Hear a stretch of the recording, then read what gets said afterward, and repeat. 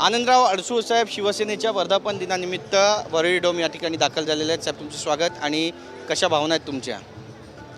भावना अशा आहेत की स्वतःच्या वाढदिवसाला ज्या भावना असतात त्याच शिवसेनेच्या वर्धापन दिनादिवशी आमच्या असतात. कारण हा एक शिवसेनेचा जन्मदिवस आहे आणि त्याला 58 वर्ष पूर्ण होत आहेत.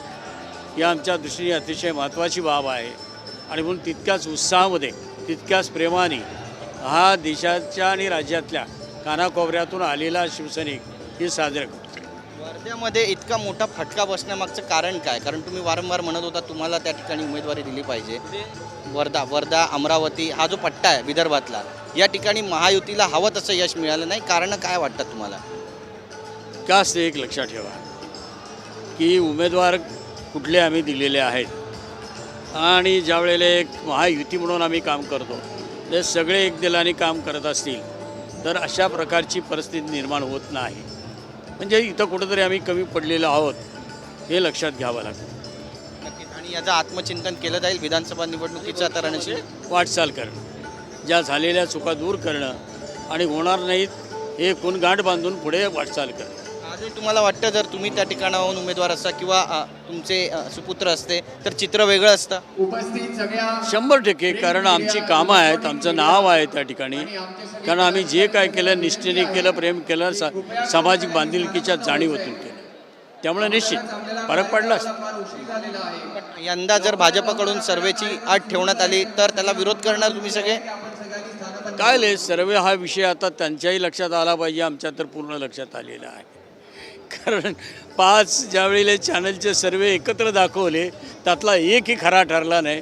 त्यामुळे सर्वेवर कोणी विसंबून राहू नये. असल्या जे असेल तर स्वतःचे सर्वे करावेत. तुम्ही जुने शिवसैनिक आहात, महायुतीत सगळं आलबेलं असं तुम्हाला वाटतं? कारण जी भूमिका छगन भुजबळ घेत आहेत, जी भूमिका नरहरी झिरवळ घेत आहेत, त्यांच्या बॅनरवर शरद पवार दिसतात, ते शरद पवार गटाच्या उमेदवाराच्या बैठकीमध्ये हजर राहतात.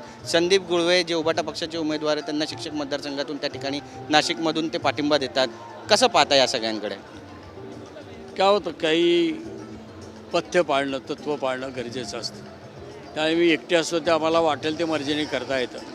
पण अनेकांना घेऊन ज्यावेळी आपण एक उद्देश डोळ्यापुढे ठेवून जातो त्यावेळेला आपण ह्या गोष्टीची पथ्य पाळली पाहिजेत.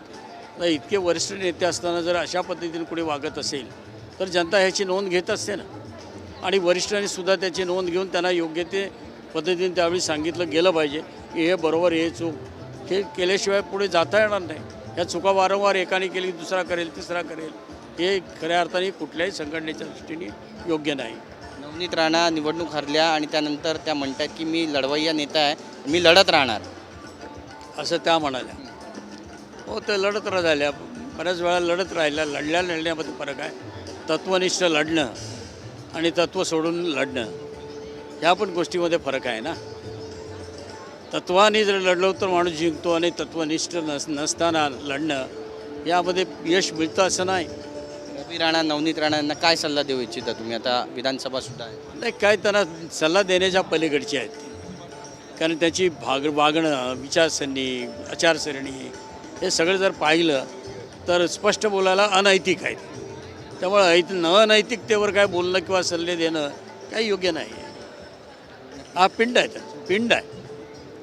चुकून काही चूक होणं आणि जाणीवपूर्वक चूक करणं याच्यातला फरक आहे. त्याचा फटका पण तर महायुतीला बसतोय.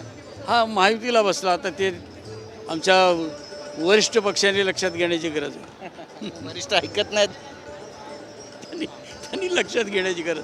आम्ही बरोबरीनं हे सांगितलं होतं की हे होऊ शकत नाही, या पद्धती करू नका. तुम्ही एक इथला उमेदवार घालवाल, मला बाजूला ठेवा, पण त्या देताना ज्यांना तुम्ही देऊ इच्छिता ते यश मिळणार नाही. कारण मी जवळून आम्ही हे बघत असतो. आता त्यांना वाटलं नाही आपण यश कुठूनही कसं मिळवू, पण बहुतेक त्यांच्या लक्षात आता आलं असेल. नक्कीच. आणि ह्या सगळ्या चुका आता दुरुस्त केल्या जातील भविष्यामध्ये महायुतीला जर चांगलं यश मिळवायचं असेल तर? आम्ही तर आमच्याकडे काही जुनीवा असतील त्या दूर करू, इतरांना सांगायचा प्रयत्न करू. ऐकलं तर ठीक आहे, नाही तर चाललं आहे त्यांचं त्यांच्याबरोबर, आमचं आमच्याबरोबर. धन्यवाद आमच्याशी बोलल्याबद्दल, वेळ दिल्याबद्दल. तर आपण पाहतो या ठिकाणी आता वर्धापन दिनानिमित्त जे वरिष्ठ शिवसैनिक आहेत ते सुद्धा दाखल होत आहेत. कॅमेरा पर्सन मनीष विचारेचा, गिरीश गायकवाड, TV9 मराठी, मुंबई.